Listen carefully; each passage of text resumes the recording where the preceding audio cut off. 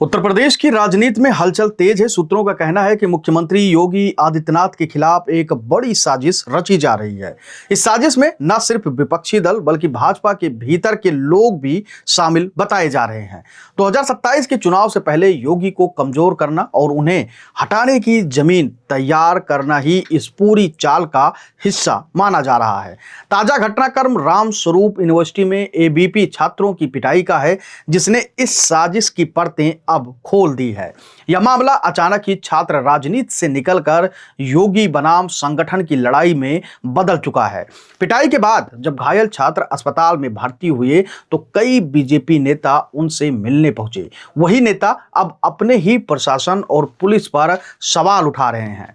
भाजपा नेताओं का यह बदला हुआ तेवर कहीं ना कहीं मुख्यमंत्री पर सीधा वार है। एबीवीपी ने ट्वीट कर सरकार और प्रशासन को कटघरे में खड़ा किया। गौरतलब है कि एबीवीपी वही संगठन है जिसे भाजपा का सबसे नजदीकी सहयोगी और विचारधारा की रीढ़ कहा जाता है। ऐसे में छात्रों की बेरहमी से पिटाई और फिर भाजपा नेताओं की सहानुभूति जताना यह स्पष्ट करता है कि पूरी घटना सिर्फ इत्तेफाक नहीं बल्कि गहरी चाल का हिस्सा है।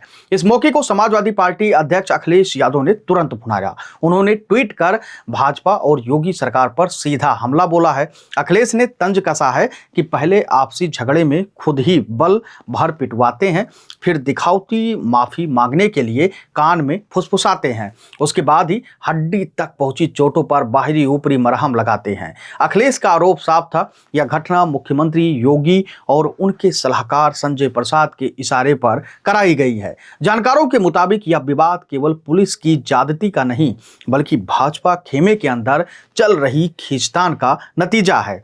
परिषद बनाम वाहिनी की लड़ाई लंबे समय से चली आ रही है, ऐसा अखिलेश यादव का कहना है। छात्र आज खुलेआम कह रहे हैं कि हम किस मुंह से कहें कि हम सत्ताधारी खेमे के हैं। राजनाथ सिंह के बेटे ने छात्रों की पिटाई पर नाराजगी जताई और लिखा कि छात्रों की आवाज को कुचलने की कोशिश की जाएगी तो वो और मुखर होकर तेजी से गूंजेगी। यह बयान संकेत देता है कि भाजपा परिवार के भीतर भी असहमति और असहजता गहराती जा रही है।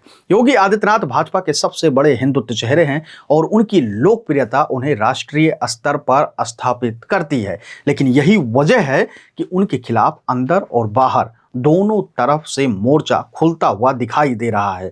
एबीवीपी पर हमला, भाजपा नेताओं की सहानुभूति, विपक्ष के हमले और संघ की बेचैनी, ये सब संकेत दे रहे हैं कि 2027 से पहले योगी की कुर्सी डगमगाने की बड़ी साजिश रची जा रही है।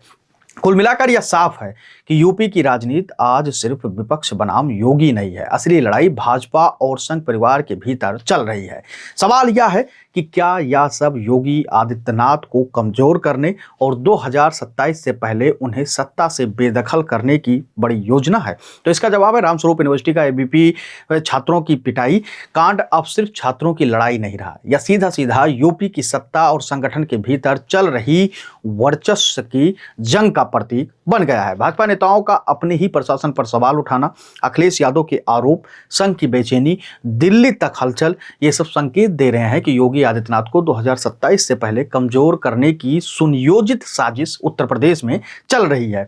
अब देखना यह है कि योगी इस साजिश को मात देकर और मजबूत होकर उभरते हैं या फिर यह तूफान उनकी सत्ता की नींव हिला देता है। क्योंकि सीधी और सरल भाषा में आप समझ लीजिए कि जब रामस्वरूप यूनिवर्सिटी में एबीवीपी और अन्य छात्रों ने प्रदर्शन किया और जब पुलिस ने कड़ी कार्रवाई की और उस तरीके के वहाँ पे जो घटनाएं घटी, उसके बाद से सीधा सीधा आरोप मुख्यमंत्री के मुख्य सचिव यानी कि संजय प्रसाद के ऊपर मरने की कोशिश की जाने लगी। कहा यह जाने लगा कि संजय प्रसाद के कहने पर यह सब कुछ हुआ है।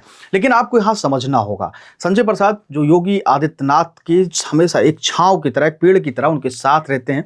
कोई भी कार्रवाई, कोई भी बात, कोई भी नियम या कोई भी अगर कुछ बड़ा ऐलान होता है तो उसमें संजय प्रसाद की अहम भूमिका रहती है। अब सीधे सीधे जो लोग योगी आदित्यनाथ को पसंद नहीं कर रहे हैं और उनका साफ तौर पर वो ये जानते हैं कि कहीं ना कहीं संजय प्रसाद वो चेहरा है, वो आदमी है, वो आईएएस हैं जो योगी आदित्यनाथ को सटीक और सही जानकारी देते हैं। तो सबसे पहले हमला उसी के ऊपर करता है जो किसी का कंधा या हाथ होता है। तो सबसे पहले अब संजय प्रसाद का नाम इसमें जबरदस्ती घसीटा जा रहा है और कहा यह जा रहा है कि संजय प्रसाद के इशारों पर यह सब कुछ हुआ। लेकिन जानकारों का मानना है कि ये सिर्फ एक गहरी साजिश है और परतें खुलना बाकी है, क्योंकि लगातार देखा गया है कि योगी आदित्यनाथ की बढ़ती लोकप्रियता से कई नेता, चाहे वो उत्तर प्रदेश के हों या दिल्ली के हों, वो अपने आप को असहज महसूस कर रहे हैं। और जब से एक सर्वे हुआ है कि उत्तर प्रदेश में वैसे भारतीय जनता पार्टी के कई मुख्यमंत्री हैं, कई नेता हैं, लेकिन जो सर्वे हुआ वो सिर्फ योगी आदित्यनाथ और अमित शाह को लेकर था, और उसमें साफ तौर पर यह बातें कही गई